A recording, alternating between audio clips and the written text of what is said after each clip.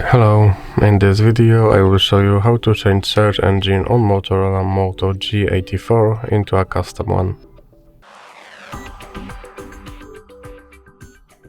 So you have to start with opening your internet browser and now click on the search bar and you have to go to your custom search engine website, and for this example I will use yep.com.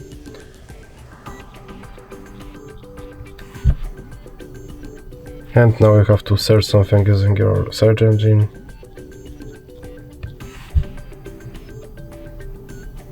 And now you can click here and you can go to your settings, click on search engine, and now in recently visited you should have yep.com, and you can click back, and as you can see my search engine is now set to Yep.